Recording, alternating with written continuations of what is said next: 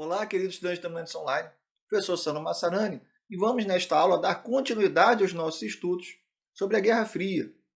Na parte 1, a gente viu basicamente as décadas de 1940 e 1950. Agora vamos ver a partir do finalzinho da década de 50 até o fim da Guerra Fria. Em 1959, a Guerra Fria atinge a América Latina a todo vapor com a Revolução Cubana. Vamos falar um pouquinho sobre o trajeto de Cuba no século XX. Dentro do contexto da Guerra Hispano-Americana, que foi a Guerra dos Estados Unidos e Espanha no final do século XIX, Cuba se torna independente em 1902, com grande influência dos Estados Unidos. E os Estados Unidos vai ter um controle muito forte sobre Cuba. Esse controle é bem cristalizado e exemplificado na medida política chamada de Emenda Platt, que é uma medida agregada, né, à Constituição cubana, que vai permitir a interferência econômica, militar e política dos Estados Unidos em Cuba. Além disso, os Estados Unidos vão obter as bases navais de Guantánamo, até hoje sob posse americana, e a Bahia Funda. Cuba, então, torna-se extremamente dependente dos norte-americanos, dos Estados Unidos, que vão controlar comércio, boa parte das propriedades, além de Cuba ser um ponto turístico frequentemente visitado, por causa dos cassinos, e é visto como um local exótico, né? Tem um apelo exótico para os turistas norte-americanos.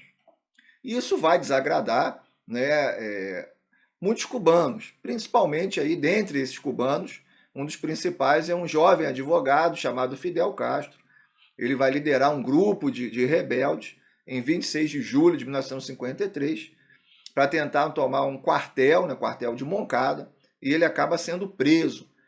O Fidel, então, ele vai fazer a sua defesa, né? Os seus discursos geralmente duravam horas, e aí o Fidel vai ser exilado para o México.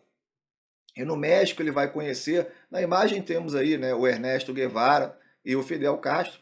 Ele conhece o médico argentino, o Che Guevara, o Ernesto Guevara, que é um marxista muito fervoroso, e o Guevara apoia uma guerrilha rural. Então o Fidel, eles chegam à conclusão de que poderiam voltar a Cuba e, através das montanhas e com o apoio dos camponeses, chegar ao poder, já que boa parte do núcleo cubano ali, de poder e de locais que dariam possibilidade à tomada do poder estariam no meio rural.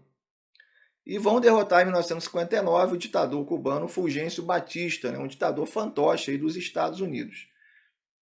Bem, durante os primeiros momentos, pessoal, da Revolução Cubana, não sabia-se exatamente se seria uma revolução socialista ou não. Inclusive, o Fidel virou uma espécie de popstar, apareceu na capa de várias revistas. Os Estados Unidos ficou, de certa forma, esperando para ver o que ia acontecer. Porque o Fidel, nesse início, ele não é socialista. Socialista é o Che Guevara e o irmão do Fidel, Raul Castro. Mas aí, em 1961, Fidel assume o caráter socialista da Revolução Cubana, nacionalizando então grandes empresas, terras e latifúndios, e começa a receber o apoio da União Soviética, que vai acarretar aí um forte embargo econômico, que dura até hoje, né, dos Estados Unidos. Então, esse momento, né, de que Cuba se assume como um governo socialista, vai ter uma influência decisiva nos rumos da América Latina, inclusive no Brasil. No Brasil temos um governo do João Goulart, não é um governo de tendências socialistas, comunistas como o cubano, é um governo de tendências à esquerda, mas vai sofrer uma grande pressão. A gente vê isso no nosso curso de História do Brasil. Os Estados Unidos começam a financiar, né, movimentos contra o João Goulart e acaba se desdobrando, né, no regime militar. Mas isso não foi só caso exclusivo do Brasil, foi praticamente em toda a América Latina. Os Estados Unidos, que estava tendo, de certa forma, relações amistosas com a América Latina, relações econômicas, mas agora vai partir para uma interferência mais decisiva para evitar a expansão do socialismo no continente. Ainda em 1961, a CIA, né, a Central de Inteligência Americana, vai financiar mercenários cubanos, né, cubanos contrários ao socialismo, treinados pelos Estados Unidos, são derrotados ao tentar derrubar, né, o regime cubano na invasão da Baía dos Porcos. Também é um marco, uma vitória de Fidel no momento aí de contestação ao seu poder. Em 1962, a gente vai ter aí um momento de maior tensão da Guerra Fria, que é a crise dos mísseis. Através de fotografias, né, tiradas por aviões, vão ser identificadas bases de lançamento de mísseis nucleares sendo instaladas em Cuba para receber os mísseis que viriam aí de navios soviéticos. Isso vai causar uma tensão brutal, uma ameaça que talvez pudesse resultar numa hecatombe nuclear. E aí temos aí na charge, né, o Nikita Khrushchev sentado numa bomba atômica, assim como o presidente John Kennedy, uma queda de braço, e eles vão se comunicar através do telefone vermelho e acabam então acaba havendo um recuo de ambos e a crise dos mísseis, né, é dissipada. Então, em troca da promessa dos Estados Unidos, né, do presidente Kennedy, de não mais invadir Cuba e de retirar mísseis que estavam na Turquia, mísseis obsoletos, a União Soviética recua. E também a promessa, por exemplo, de não atacar ou tentar tomar a base de Guantánamo, a base de Guantánamo que continua na posse dos Estados Unidos até hoje. Com a desintegração, aí, Cuba, pessoal, era, de certa forma, sustentada pela União Soviética. A União Soviética comprava o açúcar cubano a preço superfaturado, a um preço maior do que valia, então havia toda uma dependência de Cuba com a União Soviética, mas a União Soviética vai se desintegrar em 1991, junto com o socialismo também no leste europeu. Cuba ficou muito isolado e aí vai entrar em grave crise econômica e busca hoje, né, o turismo, busca uma abertura política que muitos consideram ainda muito lenta, muitas vezes precisa do apoio de governos de esquerda, como foi o apoio do governo da Venezuela, o Hugo Chávez, que vai dar forte apoio ao Fidel, já nos últimos anos aí de governo do Fidel. Então vamos ver o que o futuro aguarda, né, para Cuba. Mas Cuba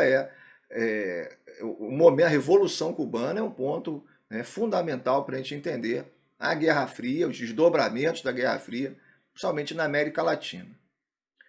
A corrida espacial, ela é um fruto da Guerra Fria. A busca por inovações tecnológicas para que o homem pudesse chegar ao espaço está profundamente ligada às disputas na Guerra Fria. Vamos fazer então uma linha do tempo. Em 1956, a União Soviética lança o satélite Sputnik, o primeiro satélite artificial, o primeiro objeto feito pelo homem, documentado, a alcançar a órbita terrestre. E em 1961, após alguns outros experimentos anteriores, o cosmonauta, o Yuri Gagarin, está aí na imagem, famoso cosmonauta da União Soviética, se torna o primeiro humano a orbitar o planeta Terra. Ele vai falar muito emocionado, o planeta é azul. E aí, pessoal, isso vai acender um alerta nos Estados Unidos, esse avanço soviético. E aí, em 1961, o presidente John Kennedy ele vai lançar o projeto Apollo, com o objetivo de levar o homem, os Estados Unidos, à Lua até o final da década de 60. Um período de 10 anos, então, a criação do projeto Apollo, que é o que vai acontecer após sucessivos testes em 1969, no Apollo 11. A missão Apollo 11, os Estados Unidos chegam à Lua, e aí o astronauta Neil Armstrong, na famosa frase, um pequeno passo para mim, um grande passo para a humanidade, se torna aí o primeiro humano documentado a pisar em solo lunar, ok? Então há algumas teorias da conspiração que o homem não teria chegado à Lua, mas elas são facilmente dissipadas, se a gente for analisar cientificamente todas essas contestações. Talvez uma das principais é que em 1989, já para o final da Guerra Fria, a União Soviética ela nunca contestou, e depois já na década de 90, a Rússia aceita plenamente a ida dos Estados Unidos à Lua, ok? E o fim da Guerra Fria, pessoal, vai enfraquecer muito a ideia de missões tripuladas, principalmente para a Lua e tal. Por quê? Porque geralmente a corrida espacial é muito cara. Aí aqui servia também com o propósito de propaganda. Com o fim da Guerra Fria, o colapso soviético, os investimentos, por exemplo, para a NASA, a Agência Espacial Americana, vão ser muito reduzidos. O que a gente tem observado no século XXI, e nos últimos anos, são empresários. Então, um investimento da iniciativa privada para poder aí reaquecer os avanços tecnológicos para o espaço, dentro desse contexto aí de missões espaciais. Vamos falar agora da Guerra do Vietnã. O Vietnã, pessoal, ele é independente desde 1954. A gente comenta um pouco isso na aula de descolonização, a descolonização da Indochina. Só que o Vietnã era dividido. Aí, nesse caso, semelhante à Coreia. O norte socialista, o sul capitalista. Tá? O norte é liderado pelo Ho Chi Minh, famoso revolucionário, tem o apoio da China e da União Soviética. E o sul capitalista tem o apoio dos Estados Unidos. O norte invade o sul para tentar reunificar o país. Os Estados Unidos começa, desde 1961, a enviar aí, em menor escala, armamentos, alguns recursos, poucos soldados, para evitar a expansão do socialismo na Ásia. Em 1964, o conflito começa a ser de grande proporção. Em 1967, mais de 500.000 de soldados americanos estão na guerra lá no Vietnã, lutando contra os norte-vietnamitas e lutando contra os guerrilheiros socialistas do sul, chamados Vietcongs. Então a guerra fica em larga escala. O que vai acontecer? Os Estados Unidos têm um exército muito superior, tecnologia muito superior, muito mais recursos que o Vietnã, só que tem extrema dificuldade no território do Vietnã. É um território completamente inóspito. Tá? Os vietnamitas têm táticas de guerrilha muito eficientes. E, além disso, o exército americano, muitos garotos, alistamento era obrigatório, né, o draft, muitos garotos que eram muito mal treinados e mal preparados. Então a guerra começou a se arrastar bastante. E isso, inicialmente, pessoal, a guerra, ela teve um apoio da sociedade americana. Foi vista como um grande um movimento nacionalista. Mas a guerra do Vietnã, ela vai ter uma cobertura mais intensa pela mídia, né, pelos jornais, pela TV. Começam a chegar esses jovens mortos. O alistamento obrigatório é muito impopular. Então, no final da década de 60, esse apoio, né, inicial à guerra do Vietnã vai se desmantelando. Vamos ter aí o crescimento da oposição. Isso é representado muito no movimento hippie, nos grandes festivais de música, como o Festival de Woodstock. Vamos ter em 1968 também a revolta estudantil na França, os jovens estudantes na França contra um sistema de universidade bem conservador. Então a juventude no Brasil, isso é muito refletido, né, na passeata dos 100.000, movimento de oposição contra o regime militar. Então há toda uma nova geração, no final da década de 60, que vai se opor à geração anterior, que lutou a Segunda Guerra, que não vê sentido estar quase do outro lado do mundo, na Ásia, lutando contra vietnamitas. Ok? E aí, os Estados Unidos começam a reconhecer a impossibilidade de vitória. Isso vão gradativamente se retirando. Em 1975, Saigon, que é a capital, né, do Sul, é conquistada, então, pelo Norte. E o Vietnã acaba unificado sob um governo socialista, que até hoje, né, até os dias de hoje. Então, a Guerra do Vietnã é, de certa forma, uma derrota muito forte para os Estados Unidos dentro desse contexto. Bem, e aí, quando a gente começa a chegar no final da década de 70, já temos o desenho do fim da Guerra Fria. Né? A gente já começa a delinear ali que a União Soviética ela vai entrando num colapso econômico. Em 1979, a União Soviética ela invade o Afeganistão para tentar buscar consolidar um governo socialista, né, dentro do Afeganistão. Essa guerra vai durar muitos anos, né, 10 anos, e vai desgastar muito a economia soviética. Os Estados Unidos vai apoiar a oposição à União Soviética, dentro desse caso, que depois vai formar, inclusive, o Talibã, que vai entrar em atrito com os Estados Unidos. Enfim, então a União Soviética tem um gasto enorme com essa invasão ao Afeganistão. E há uma nova, então, intensificação da Guerra Fria no início da década de 80. O presidente norte-americano, o Ronald Reagan, começa, então, a forçar a economia soviética como uma forma de desequilibrá-la. Então a União Soviética começa a dar sinais de esgotamento econômico, porque não consegue acompanhar o ritmo dos Estados Unidos. A economia soviética muito rígida, sempre com foco em indústria mais pesada. E também estamos observando, pessoal, a globalização está chegando. E a economia soviética, então, ela precisa, de certa forma, se flexibilizar, se ela quiser sobreviver, que é o que o novo líder soviético, Mikhail Gorbachev, vai tentar fazer. Mas o tiro acabou saindo pela culatra. Vamos lá. Para tentar diminuir os efeitos dessa crise, O novo líder da União Soviética, Mikhail Gorbachev, implanta duas reformas. Isso pode aparecer na prova. A reforma econômica chamada de perestroika, que é a ideia de uma maior abertura econômica, ok? Com uma certa abertura à questão financeira, propriedades privadas, enfim. E a reforma política chamada de glasnost, né? Transparência, com a intenção de proporcionar aí transparência política, liberdade de expressão, questão das eleições. Só que, pessoal, essas reformas, elas vão vir de forma meio avassaladoras, quase que de um dia para o outro.